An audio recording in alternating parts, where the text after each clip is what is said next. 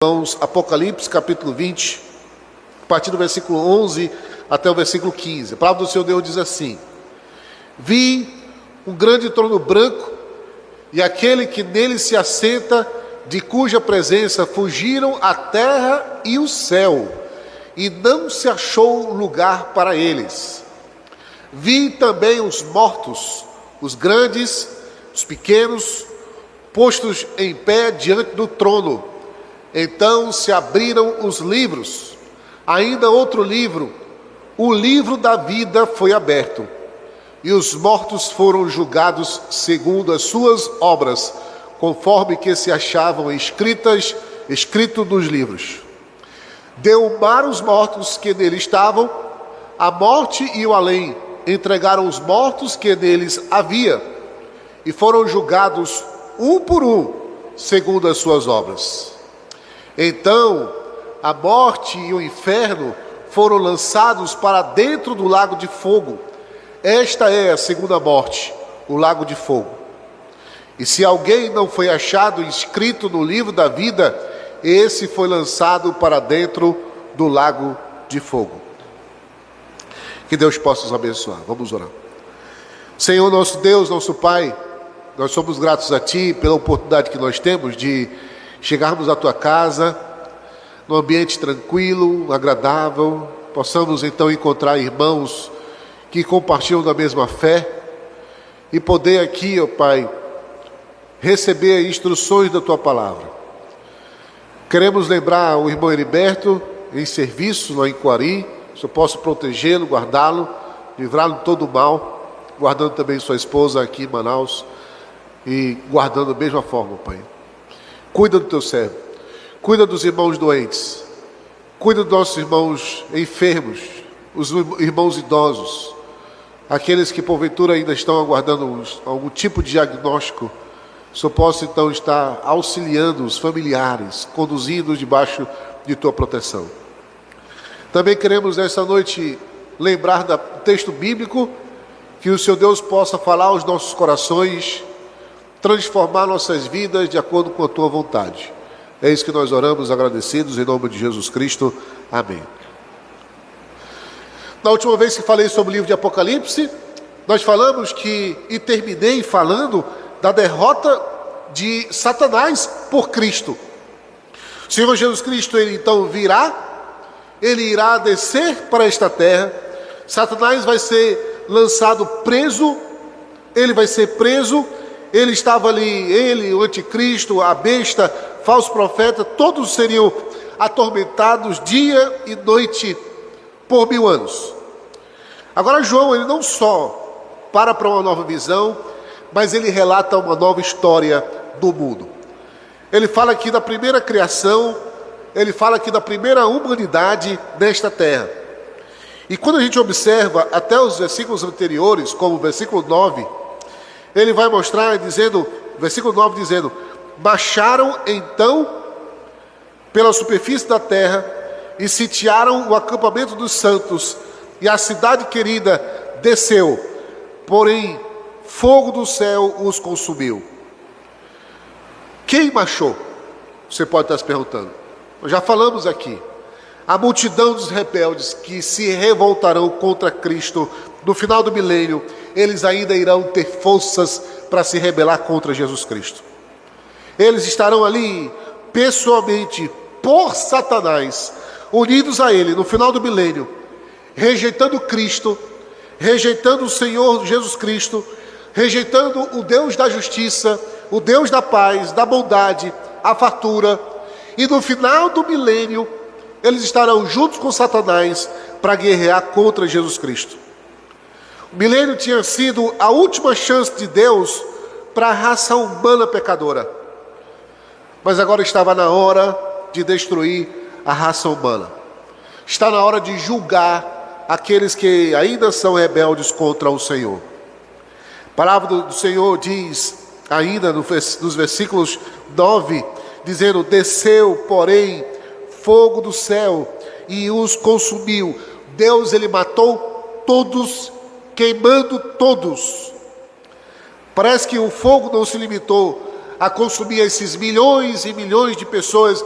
revoltosos contra Jesus Cristo, deixando a terra aqui intacta, mas ela mostra aqui que se cumpre, inclusive, a profecia do Senhor, dizendo que Ele não mais destruiria a terra com água, mas destruiria a terra com fogo. Ou seja, o fogo matou os rebeldes.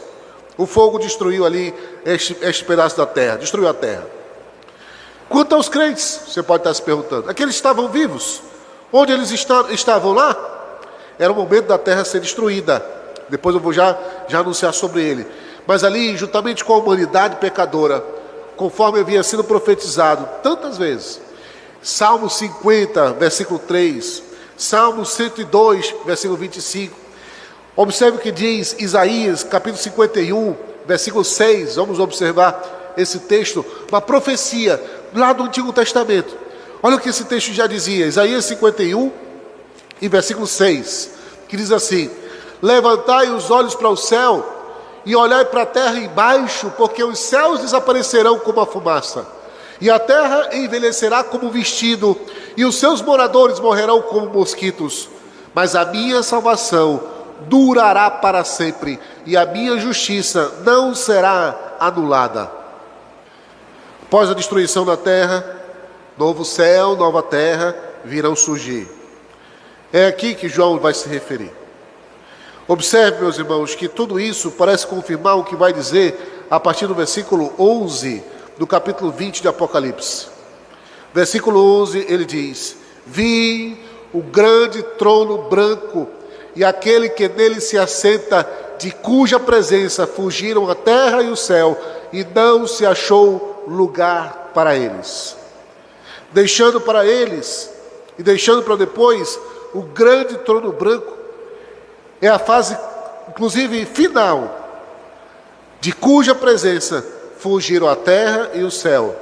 Não se achou lugar para eles.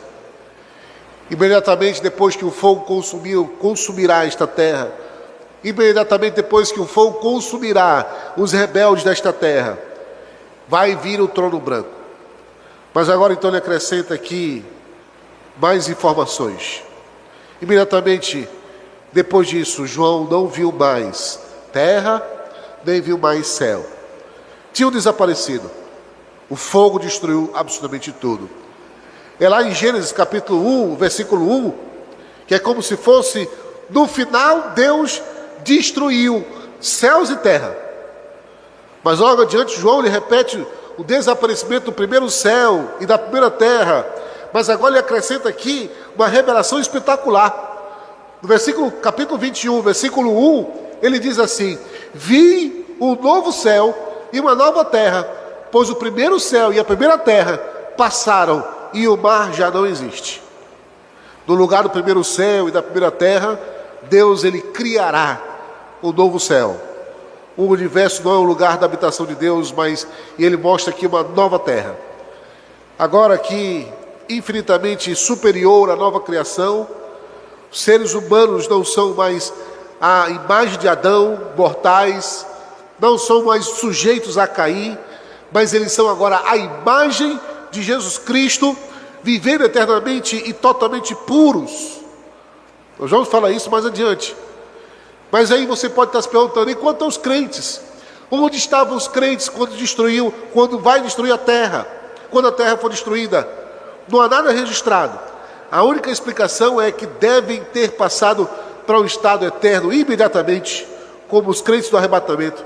E nesse caso aqui, de repente os crentes se viram já transformados, habitando uma nova terra, dentro de uma estrutura que é celestial, universal, um universo totalmente transformado. Agora tem a parte que não é agradável. Essa parte aqui, muitos temem ao longo dos anos. Mas é uma palavra que torna o sistema todo judicial. É como se fosse um tribunal. A palavra de Deus nos mostra, através das visões de João, que haverá um trono branco. Este grande trono, não é qualquer trono, mas é um grande trono branco. E este grande trono branco, é certo que vai acontecer depois de passar o primeiro céu e a primeira terra. A gente não sabe se antes ou depois da criação do novo céu e da nova terra. Mas João ele já falou 30 vezes sobre esse grande trono branco. E quem está sentado nesse grande trono branco? Deus está sentado nesse grande trono branco. Deus é aquele que irá julgar todos aqueles pecadores que não foram e não se arrependeram dos seus pecados. É a primeira vez que ele vai qualificar aqui esse trono como sendo grande e branco. É o mesmo trono que ele falou desde o início, e ele dá destaque agora ao fato dele ser grande e branco, enfatizando aqui o aspecto de grandeza desse julgamento. Deus é aquele que se assenta nesse trono. Versículos 12 e 13, a cena é a seguinte: os mortos, aqueles que não se arrependeram dos seus pecados, se apresentarão diante de Deus em pé, diante desse grande trono branco, para serem julgados. Quem é que está exatamente nesse grande trono branco? O texto aqui não esclarece, mas várias sugestões: Pai, o Filho ou a Trindade. Mas os mortos apresentarão-se diante do Cordeiro, diante do grande trono branco. Os mortos, os falecidos, aqueles que a quem a alma está no inferno, espiritualmente morto, sem vida, devotado a Deus, entregue às transgressões, entregue aos pecados. Aqui tem um sentido literal, mas também ele vai misturar e coincidir com esses mortos quando em vida eram espiritualmente mortos, ou seja, pessoas rebeldes que viveram uma vida de rebeldia contra Deus. Eles se apresentarão diante de Deus neste grande trono branco. Nós vemos aqui esse grande trono branco como sendo o cumprimento da passagem de Daniel, capítulo 12 e 2. Olha o texto que diz, Daniel 12 e 2, que diz assim: muitos dos que dormem no pó da terra ressuscitarão, uns para a vida eterna e outros para a vergonha e horror eterno. O outro texto é em João, capítulo 5, versículo 28 e 29. Olha o que diz esse texto. João, capítulo 5, versículo 28 e 29. Fala assim: não vos maravilheis disto, porque vem a hora em que todos os que se acham nos túmulos ouvirão sua voz e sairão. Os que tiverem feito bem para a ressurreição da vida, e os que tiverem praticado mal para a ressurreição do juízo. É desse juízo que nós estamos falando agora. É desse juízo que esses mortos irão ressuscitar para estar diante de Deus, para receber a sua sentença. Os perdidos são ressuscitados, eles ganharão um corpo que nunca se acabará. Eles terão seus corpos novamente, que nunca irá se desfazer. Eles serão entregues, e quando em vida, eles estarão aqui espiritualmente, estarão diante do Cordeiro, diante do trono, espiritualmente mortos, e eles eram rebeldes contra o Senhor. É o cumprimento da passagem de Deus. Os perdidos serão ressuscitados. Eles ganharão corpos que nunca se acabará, e eles enfrentarão o juiz, a perdição eterna. Quem estarão diante do Cordeiro? Apocalipse capítulo 20, versículos 12. A palavra de Deus diz aqui: mortos, grandes e os pequenos. Aqui está dizendo, não são aqueles que são mais altos e os mais baixos, mas aqui estão dizendo, ricos e pobres, os poderosos, os plebeus, aqueles que não reconheceram Jesus como Salvador, o povo, o inteligente, o simples, o educado, o analfabeto, todos estarão juntos no julgamento final, porque não reconheceram Jesus como seu Senhor e Salvador.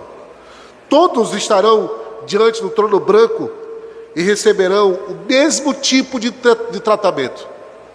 Não adianta o tanto de dinheiro que teve durante a vida, ou o tanto de miséria que passou durante a vida, mas todos estarão diante do Senhor para a prestação de contas, por conta da vida que tiveram aqui nesta terra.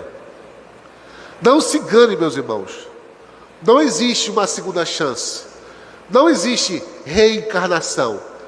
Nós não morremos aqui e voltamos no cachorro, ou voltamos numa borboleta, ou voltamos em qualquer outro tipo de animal. Não existe reencarnação. A vida Deus dá só uma vez. E é esta vida que nós estamos vivendo aqui, agora. E basta a gente administrá-la da maneira que agrade ao Senhor. Para honra ao Senhor ou desonra ao Senhor. Para aqueles que desonraram o nome do Senhor, está sendo descrito aqui o que vai acontecer no futuro. O que vai acontecer com eles no futuro. O texto bíblico, ele segue lá no versículo 12, dizendo: postos em pé, diante do trono, eles estarão em pé, estarão ali favorecendo a ideia aqui de terem ganho corpos novos, corpos aqui retomados, e corpos aqui para que eles possam receber a sentença. E antes de continuar, alguém pode estar se perguntando: de onde vieram as suas almas? De dois lugares. Aqueles que deram e entregaram o mar, né? Aí os mortos foram julgados segundo suas obras, mas aqueles que deram suas vidas ou entregaram, esses mortos, e aqui inverte até a ordem, versículo 13, a palavra de Deus diz assim: deu o mar os mortos que nele estavam, a morte e o além entregaram os mortos que nele haviam. É daí que virão os mortos. Eles virão de todos os lugares, mas isto tudo muito além, que é o lugar chamado inferno. Eles vêm do mesmo lugar. Eles virão do inferno. Isso ajuda a compreender quem serão esses que serão julgados no grande trono branco. Isso nos ajuda a compreender e separar até a ideia de que parece não ter sentido a morte ser um local ou até um estado, mas aqui estarão juntos no lugar chamado inferno, no lugar também conhecido como Hades. É algo que os mortos estavam lá, aguardando esse momento chamado de o grande trono branco. Esses que virão se apresentar diante de Deus no grande trono branco, são aqueles que virão do Hades, aqueles todos os mortos que virão do inferno.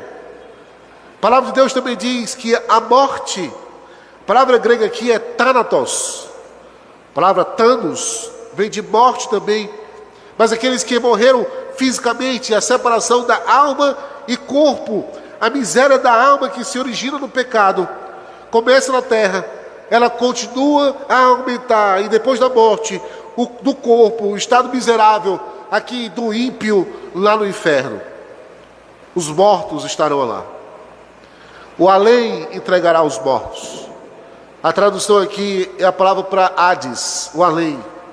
É aqueles que não foram salvos dos seus pecados, aqueles que não reconheceram Cristo como seu Senhor e Salvador. Eles estarão, quando morrerem, imediatamente no estado de punição, essa punição consciente. As pessoas que morrem e estão no inferno, elas estão conscientes porque estão lá. É descrito no Antigo Testamento como o Sheol e no Novo Testamento como Hades, mas nem Sheol e nem Hades se referem ao estado eterno e não são equivalentes ali ao inferno. Eles estarão lá porque eles sabem que estão pagando o preço dos seus pecados, mas um preço que nunca vai se acabar. O mar parece ser um lugar físico como a gente conhece, mas a ideia aqui é que os corpos que morreram no mar, ou seja, que foram decompostos no mar, eles serão ressuscitados. A mesma ideia aqui é que eles serão retomados para os seus donos, e eles estarão ali prontos diante do grande trono branco para receber as consequências dos seus pecados. Com os mortos devidamente postos diante de Deus, com os mortos ressuscitados diante do Senhor Deus, com o corpo preparado para enfrentar ali um verme que nunca morre, vai iniciar-se o julgamento. Um por um. Cada um segundo as suas obras. Nada mais que isso. Um por um. Cada um segundo tudo quanto fizeram através do seu próprio corpo. Não vai ser um julgamento geral. nenhum julgamento coletivo. Não vai ser um auditório cheio, dizer assim, olha, venha cada um aqui, a gente vai julgar todo mundo como se fosse igual. Não! Um por um. Cada um segundo as suas obras. Individualmente. Quando cada um vai dar contas da maneira como se comportou durante a própria vida aqui nesta terra. Essa parte do capítulo 13, ela confirma aqui toda a Bíblia, quando diz que cada um vai dar conta de si mesmo ao Senhor nosso Deus. O problema aqui é que ninguém consegue ser aprovado pelas próprias obras diante de Deus. Ninguém consegue fazer isso. O problema é que essas pessoas vão chegar diante de Deus, diante do trono branco, vão chegar diante dele e dizer assim, olha, estou aqui, pronto para ser provado minhas obras. Mas ninguém é capaz de salvar-se a si mesmo. Ninguém é capaz de fazer o bem, estar posto diante do Senhor Deus e receber justiça agradável ou absolvição, ser liberto da penalidade por suas próprias obras. A palavra de Deus diz em Romanos, dizendo, não há quem faça o bem, não há nenhum sequer. Mas onde estão registradas essas obras? Onde estão registrados os pecados daqueles que estão no inferno? Alguém, será que passou a vida toda anotando esses pecados? Será que possam ser avaliados? Pior que sim. Versículo 14 diz que os livros foram abertos. Ainda outro livro, versículo 12. Os livros foram abertos.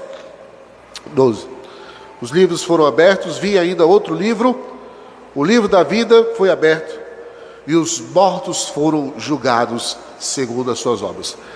Há livros, conforme que a gente acha descrito aqui no texto, onde registram-se todos os nossos atos. A ideia aqui é um conjunto de livros de um lado, cada um com a obra de cada um, e do outro um só livro, o livro da vida. Quando a gente observa o capítulo 3, 13, 17 de Apocalipse, eu expliquei que é o registro celestial dos salvos. Eu falei que um dia esses livros eles seriam abertos. E aqui no capítulo 20, versículo 12, esses livros estão abertos. No versículo 14, a palavra de Deus diz que então a morte e o inferno foram lançados para dentro do lago de fogo, e esta é a segunda morte, o lago de fogo. Todos estarão diante do Cordeiro, os que morreram e estão no inferno, estarão presentes do Senhor, no grande trono branco. Eles serão julgados por cada pecado que fizeram, por cada administração na sua vida aqui nesta terra. Eles serão julgados e serão penalizados. A palavra de Deus diz que aqui está a prova de que os mortos serão condenados. Eles serão lançados no lago de fogo. Foram para o mesmo lugar onde já estarão Satanás e os demônios. Foram para o mesmo lugar onde já estarão o anticristo e o falso profeta. E agora, com todos os perdidos de todas as épocas, finalmente Deus ele reuniu todos os seus inimigos em um só lugar, o lago de fogo. Eles estavam em qual situação lá? A palavra de Deus diz que eles estavam atormentados. A palavra atormentados, ela dá a ideia de estarem ali como sendo uma fricção de uma pedra contra outra, apropriando para testar a pureza do ouro ou da prata, pela cor, pela lista que forma, e nela ali pode se friccionar. A ideia é essa, atormentados, estarem sendo esfregados por toda a eternidade. Tortura, no estado de condição ali, daquele atormentado de eterno pagamento dos seus próprios pecados. É o aspecto eterno do lago de fogo. E a palavra de Deus diz, esta é a segunda morte. A primeira morte é a morte física. É a morte quando a alma se separa do corpo. A segunda morte é a alma que sai do Hades, do inferno, recebe o corpo, mas acaba novamente recebendo o juízo de Deus e sendo jogado no lago de fogo. Alma e corpo atormentados eternamente.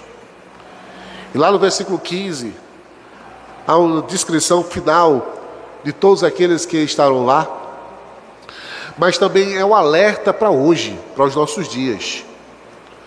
A palavra de Deus diz: e se alguém não foi achado inscrito no livro da vida, esse foi lançado para dentro do lago de fogo.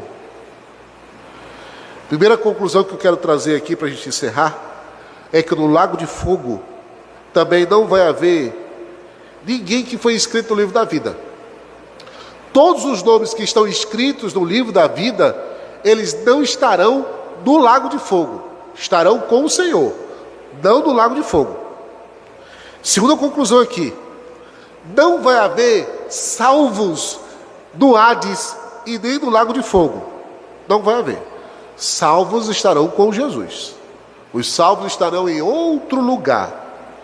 Todos os salvos de todas as épocas já haviam sido julgados com base na fé pessoal em Deus, julgados pela palavra de Deus, foram justificados pelo sangue do Cordeiro, foram aprovados, ressuscitados para receberem vida eterna. Eles não estarão no lago de fogo. A velha criação ficou para trás. Daqui em diante é o que João vai falar sobre o que Deus vai preparar para o futuro. Novos céus, nova terra, a nova Jerusalém. E antes de encerrar, gostaria de perguntar: onde você estará na eternidade? Onde você passará a eternidade?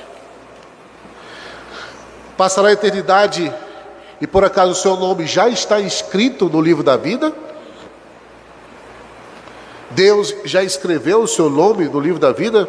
Eu nem tenho nem cópia desse livro aqui, não tenho nem como dizer se o seu nome está aqui. Tem algumas pessoas que têm o livro da vida e pedem para anotar. Não tenho nem cópia. Só Deus quem tem. Eu não controlo o livro da vida. É só você que sabe se seu nome está escrito no livro da vida. Sabe o que significa? Se seu nome estiver escrito no livro da vida, você não passará pelo julgamento do grande trono branco, não será condenado junto com Satanás, o anticristo, falso profeta, a besta, não irá ser jogado no lago de fogo, se o seu nome estiver escrito no livro da vida. Agora, você pode estar se perguntando: mas o que eu faço para que o meu nome esteja no livro da vida? Faz o que eu disse logo mais cedo com a relação à ceia do Senhor. Creia no Senhor. Creia no Senhor para que Ele seja o seu Senhor e Salvador. Creia no Senhor porque Ele é o único capaz de morrer na cruz pelos nossos pecados. Derramou o seu sangue na cruz para que nós pudéssemos ter vida e vida em abundância, salvação. Ele assumiu o nosso lugar. Ele tomou o nosso lugar e desta forma Ele passou a ser o nosso Redentor. Ele nos trouxe a redenção. Quando você crer nisso, você coloca o seu nome no livro da vida. Você não precisa fazer absolutamente mais nada. Pastor, eu quero dar 40 voltas nessa rampa de joelho. Vai fazer à toa. Não vai adiantar nada. Basta crer no nome do Senhor Jesus Cristo e será salvo. Em várias ocasiões da Bíblia, muitas pessoas perguntaram: o que eu faço para receber Jesus como Salvador? E a resposta foi: creia. Creia no Senhor Jesus Cristo, que Ele será o seu Senhor e Salvador de sua vida. E você será salvo. Essa é a única condição para alguém ser salvo. Alguém também pode estar se perguntando: como eu posso não estar inscrito no livro da vida e acabar indo em direção a esses que estão no lago de fogo? Eu vou dizer: não faça nada. Faça nada. Faça nada. Viva do jeito que você está. Vivendo do jeito que você está, sem reconhecer Jesus como seu Senhor e Salvador, Se você viver sua vida normal, eu lido minha vida normal, viva desse jeito, suas consequências irão lhe levar para a condenação eterna. Pastor, mas eu sou uma pessoa boa, eu sou uma pessoa que pago o imposto, pastor, eu não falo nem palavrão. As crianças do Clube Bíblico, quando eu compartilho a história bíblica, já sabem quantas vezes alguém precisa mentir para ser um mentiroso? Uma vez. Quantas vezes alguém precisa roubar para ser um ladrão? Uma vez. Quantas vezes alguém precisa ser um enganador para ser chamado de enganador? Uma vez. Basta enganar uma vez, você já é um enganador. Pastor, mas eu, por exemplo, não matei. Mas a Bíblia diz que aquele que odeia o seu irmão é pior do que o assassino. Você já odiou alguém? Já odiou a ponto de desejar a morte dele? A palavra de Deus coloca você como sendo pior do que o assassino. E aí você pode então olhar para si e dizer assim: não, eu realmente preciso de um Salvador. Eu preciso de alguém que me salve, porque do jeito que eu estou, estarei caminhando naturalmente para o inferno. Que as palavras possam ser palavras de conforto para quem já tem Jesus como seu Salvador, mas de alerta para aqueles que ainda não têm o seu nome escrito no livro da vida. Que Deus possa te abençoar e também possa nos impulsionar a avisar os outros: ei, Jesus está voltando. Quando Jesus voltar, Ele vai cumprir tudo que Ele prometeu na sua palavra e vai realizar. E se você não for achado fiel, você irá ser condenado. Que nós possamos ir anunciar Jesus Cristo para outras pessoas também. Orar para outras pessoas, anunciar para outras pessoas, convidar outras pessoas para que possam ouvir também a palavra do Senhor Deus. Fazendo assim, muitas pessoas sairão do inferno e não estarão diante do trono, grande trono branco, para serem julgados. Que Deus aplique sua palavra em nossos corações. Vamos orar.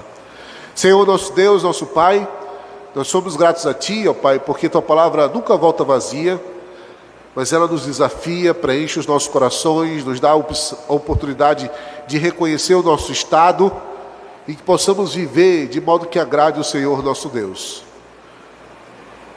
Enquanto os irmãos estão orando, de cabeças baixas, eu queria perguntar hoje à noite se há alguém que ouviu a palavra do Senhor Deus e que olha para a sua própria vida, não olha para a vida dos outros, mas para a sua própria vida, e diz: eu não sei para onde eu irei quando eu morrer. E que nessa noite entendeu que a salvação, ela vem através de Jesus Cristo, transformando Ele na sua vida como sendo seu Senhor e Salvador. E que hoje à noite quer declarar publicamente, dizer assim: eu quero Jesus como meu Salvador. Eu quero ter meu nome escrito no livro da vida. Eu quero então fazer da minha vida agora louvor e sacrifício ao Senhor.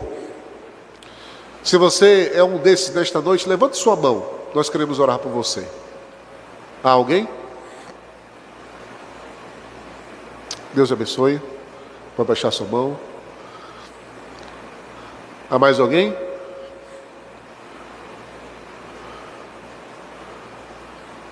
Alguém quer dizer: eu quero viver eternamente com o Senhor, meu Deus. Há alguém? Senhor nosso Deus, nós te agradecemos, ó Pai, por uma alma que se entrega ao Senhor Jesus Cristo hoje à noite, que já tem ouvido várias vezes o Teu Evangelho, tem participado conosco, mas hoje à noite, publicamente, entrega o seu coração a Jesus Cristo e que confessa a todos, ó Pai, seus pecados, confessa a Ti, Senhor Deus, seus pecados, e que agora recebe Jesus como seu Senhor e Salvador. Nós possamos estar agora unidos, caminhando na edificação, no discipulado, no acompanhamento, para a honra e glória do seu santo nome. Nós te agradecemos, em nome de Jesus Cristo. Amém. Quero convidar aqui a irmã Joelma. Agora a irmã Joelma, possa chegar até a frente. Joelma fez uma profissão pública de fé ao Senhor Jesus Cristo. Eu quero já aproveitar a oportunidade de apresentar para a igreja e até porque os irmãos possam também, pode chegar até subir aqui na frente, orar pela Joelma, acompanhá-la, né, discipulá-la também. Sei que a irmã missionária Cátia tem feito já um trabalho de discipulado. Mas aqui eu apresento Joelma. Joelma, nessa noite, ela reconhece Jesus como seu Salvador e realmente já tem participado conosco, já tem trazido seus filhos, e a oportunidade sempre de estar ao nosso redor, e hoje faz uma confissão pública de Jesus Cristo, sobre Jesus Cristo também, entregando sua vida a Jesus. Eu quero então que os irmãos possam estar unidos, né? Unidos com Joelma também, né? Nesse caminhada, discipulando, aconselhando e ajudando sempre que for possível também. Vamos orar mais uma vez, baixa sua cabeça, vamos orar. Senhor nosso Deus e Pai, apresentamos aqui a Joelma, agora filha tua, ó Pai, nome escrito no livro da vida. Salva pelo teu sangue, sangue de Jesus Cristo, não por suas obras, não pelos seus méritos, mas salva por Jesus Cristo. Salva pelo sacrifício que Jesus Cristo fez na cruz pelos seus pecados. Nós suplicamos a Ti por sua família, seus filhos, marido. Guarda-os, ó Pai, em Teus braços. E que se por acaso entre eles há alguém que ainda não tenha Jesus, e possam reconhecer Jesus também como sendo o seu Senhor e o seu Salvador. Cuida da Tua serva e nos dá a oportunidade de agora acompanhar de perto, ajudando e auxiliando, crescendo, desenvolvendo nos Teus caminhos. Nós Te agradecemos, Te bendizemos, em nome de Jesus Cristo. Amém.